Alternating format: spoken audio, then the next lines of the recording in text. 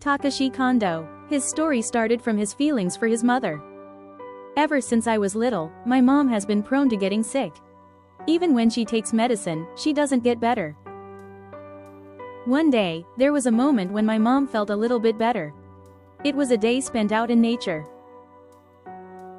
Maybe nature has the power to heal people.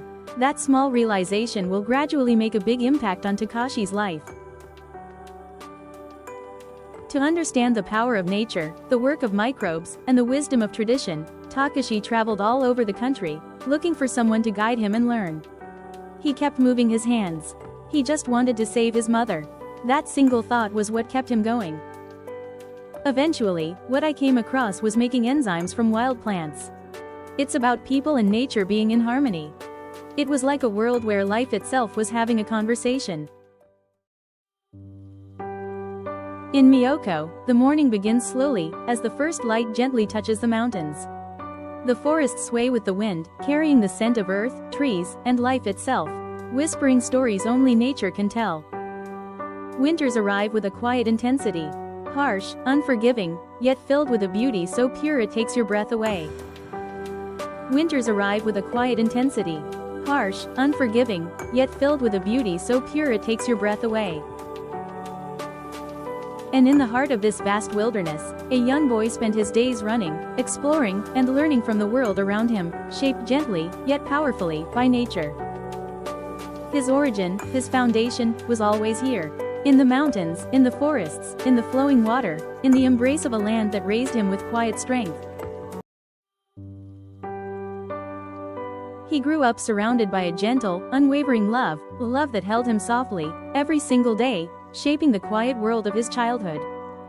At the family table, warmth filled the room, the sound of laughter, the comfort of familiar voices, and the simple joy of being together.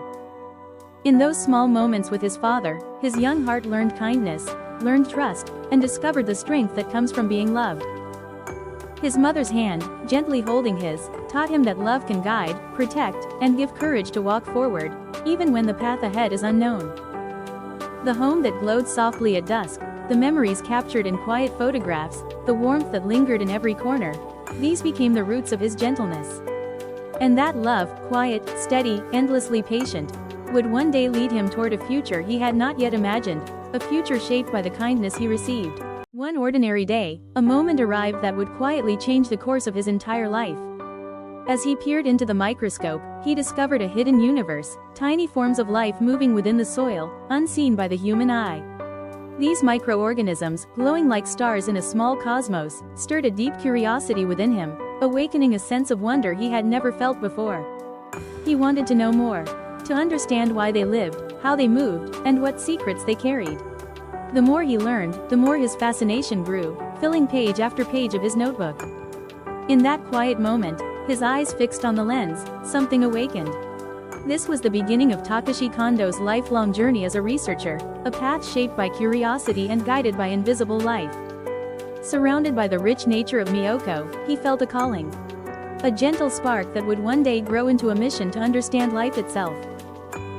The boy found himself increasingly drawn to a world the naked eye could not see, a quiet universe hidden beneath the surface of everyday life. Every day, without fail, he leaned over the microscope, letting its small circle of light guide him into that unseen realm. He carefully observed each tiny movement, each subtle shift in the lives before him, and recorded them with growing precision in his worn notebook.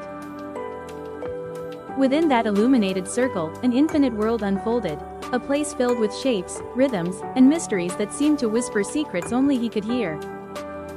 The more he saw, the more he wanted to understand. What were these small lives made of? Why did they move the way they did? What stories were hidden within their delicate forms? This quiet fascination, this relentless curiosity, slowly began shaping his path. A path that would one day lead him toward becoming a true researcher. The true beginning of his research was far simpler than anyone imagined. It started with a quiet, gentle wish, a wish to help the people around him, to bring even a small light into someone's life. He didn't dream of fame or recognition. He simply wanted to ease someone's burden, to make the world just a little kinder. Growing up in the soft, embracing nature of Myoko, Kindness had already taken root in him long before he knew the word research. The mountains, the wind, the quiet fields, they shaped his heart and guided his steps. Every time he opened his notebook, he wrote with the same feeling, for someone. For something. That simple desire became the compass of his young life. Every time he opened his notebook, he wrote with the same feeling, for someone. For something. That simple desire became the compass of his young life. Every growing dream encounters its first test, a moment when the path suddenly feels heavier. For him, it came quietly. One ordinary day, his experiment collapsed, glass tipping over, notes closing on their own. He stared at the microscope, but the excitement he once felt seemed to slip away from his hands. His first setback became the beginning of his strength. Days passed in frustration. Nothing responded the way he hoped. The tiny world inside the lens felt distant, as if it had quietly closed its doors to him. He opened his notebook once again. Slowly, gently, he returned to the microscope. And the light within it began to glow once more, faint, but unmistakably alive. Yet outside, nature continued to breathe, the wind, the shifting light, the gentle rhythm of Myoko's mountains. They whispered that growth takes time. The path of research was never gentle. It began in a small, dimly lit room where silence felt heavier than the air itself. Old tools lay scattered, notebooks worn thin from years of trial and error, each page a quiet record of struggle. There was no funding, no proper equipment, and almost no one who believed in what he was trying to achieve. But night after night, he stayed in that lonely room, guided only by a fragile spark of passion that refused to fade. Fatigue carved deep lines into his expression, yet his hands never stopped moving. He believed that somewhere ahead, an answer was waiting for him. And then, in the quietest hours of the night, a faint light began to enter the room, a sign that his persistence would one day create a miracle. No one understood him. While others played freely under the sun, he continued his quiet research alone. Some even said, "There's no meaning in what you're doing." Their words lingered in his chest long after they were spoken. But he kept looking into the microscope, because he felt, deep inside, that the unseen world held truths worth searching for, even if no one else believed in them. Nature became his quiet teacher. The shifting light, the wind of Myoko, and the silent rhythm of the mountains showed him that life supports life in places no one notices. That is why he believed in the power of microorganisms, tiny beings working tirelessly, holding the world together in ways most people never see. This quiet belief, born from loneliness and doubt, became the foundation of his future enzyme research. The turning point was waiting quietly, hidden in the heart of nature. As he walked through the fields of Myoko, wild herbs swayed gently in the wind, each one carrying a quiet strength shaped by the land itself. When he picked one up, he felt its resilience, a life that had endured storms, cold nights, and seasons of hardship without ever asking to be seen. Up close, the herbs revealed a determination carved by survival. They grew where nothing else could, holding on with a quiet will that mirrored the path he had walked. He wondered if this hidden power, the strength to endure, to adapt, to continue, could be brought into human health through the gentle work of microorganisms. Wild herbs and microorganisms, an unexpected union that would transform his research forever. Microorganisms speak, not with words, but with movements too small for most to notice. Through the lens of the microscope, their world came alive. Tiny bubbles rose and fell, responding to temperature, humidity, and light as if they were breathing. He recorded every shift, every subtle change in color, every quiet movement in the fermenting mixture. He wanted to hear their voices, to understand what they were trying to say. The more he observed, the more he realized something simple yet profound. Microorganisms are alive, responding, adapting, choosing, just like any other form of life. By facing their delicate lives directly, he began to see the true nature of enzymes, not as mere substances, but as the result of countless living interactions happening in silence. This quiet dialogue was preparing the way for a miracle. One morning, a quiet change arrived, carried gently by the first light entering the laboratory. The fermenting mixture, which had long behaved unpredictably, began to move with calm, steady rhythm, as if the microorganisms had finally found their balance.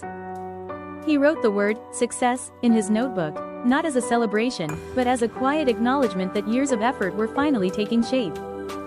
In that moment, nature and science seemed to merge, wild herbs carrying the strength of the land, and microorganisms responding with life that pulsed like a heartbeat. He felt a deep certainty rise within him. I am on the right path.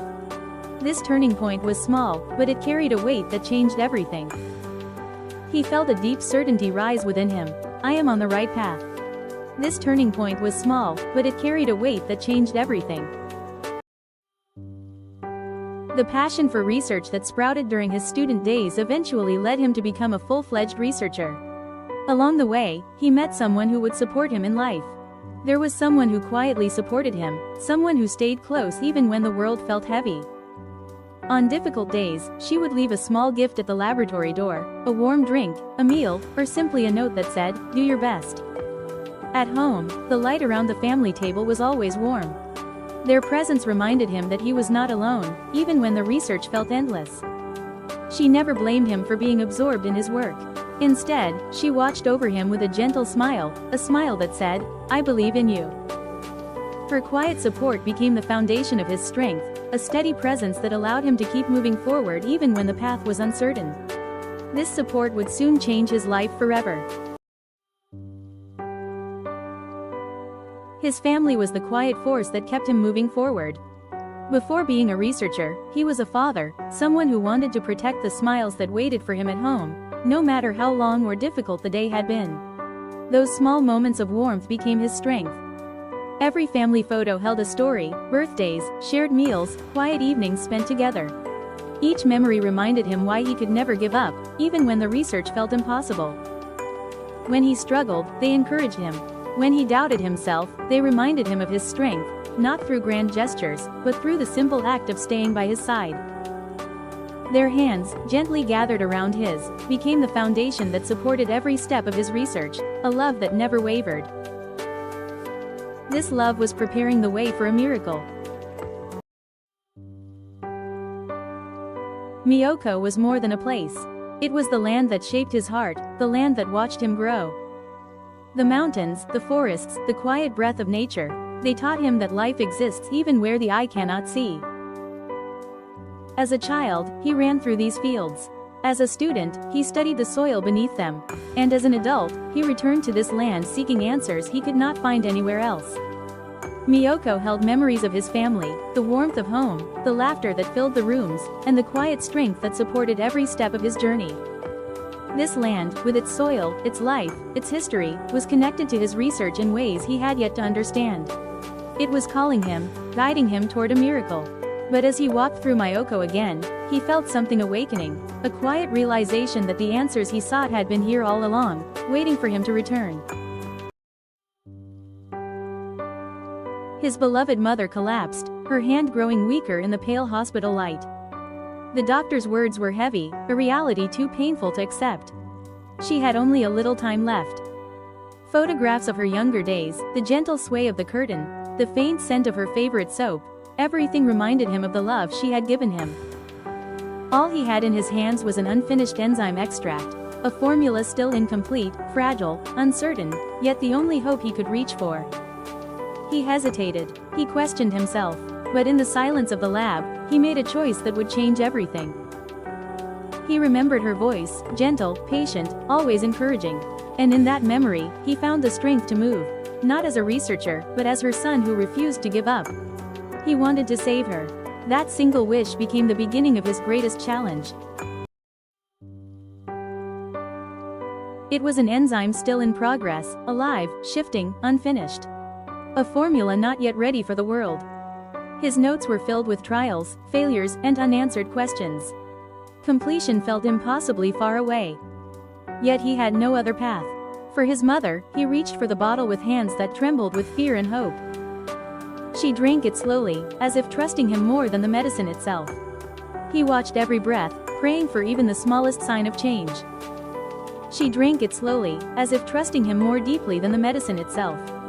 He watched every breath, every blink, every small movement, praying for even the faintest sign that life was returning. Her expression softened, her strength returned little by little. The doctors could not explain it. But she lived on, far beyond the time she had been given. A change appeared, one so unexpected that even the doctors were left in disbelief. Her smile returned, gentle and unmistakably alive. Spring turned to summer, summer to autumn, and autumn to winter. Yet through every season, she remained strong. She had been told she had only months to live. But the months passed, and she continued to smile, surrounded by her family. The mountains of Myoko watched over her, their quiet strength echoing her own. And in that land, she continued to live, not for months, but for decades.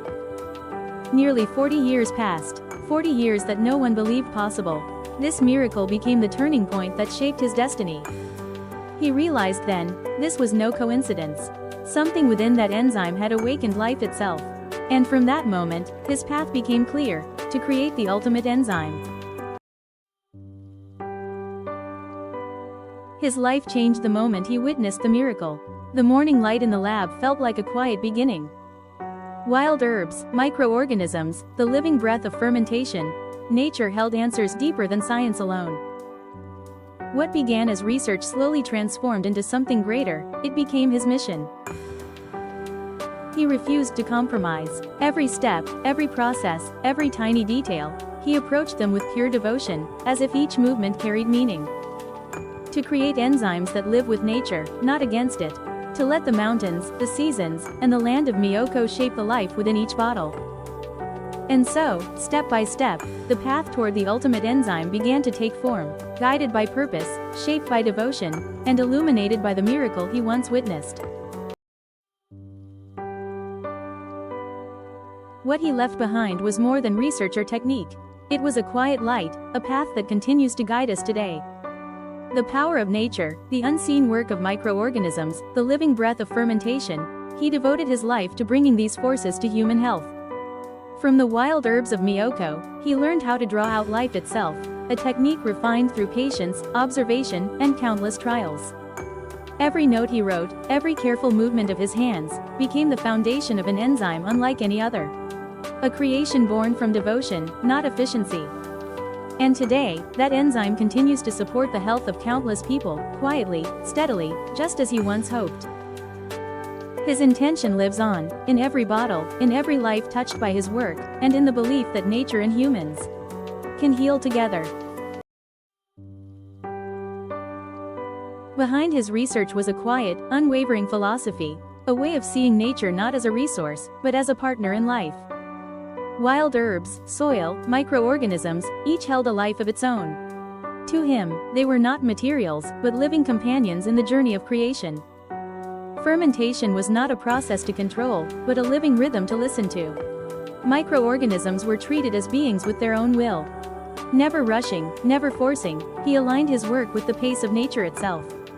Patience was not a technique, but a form of respect. The mountains of Myoko, the shifting seasons, the quiet breath of the land, these shaped the foundation of his enzyme philosophy. And today, this philosophy lives on, carried into ENZYME WG, into every bottle, and into every life it touches. What he left behind was far more than a bottle of enzymes. It was a way of living, a way of seeing the world. He taught us to honor the quiet wisdom of nature, and to trust in the gentle strength that life carries within it.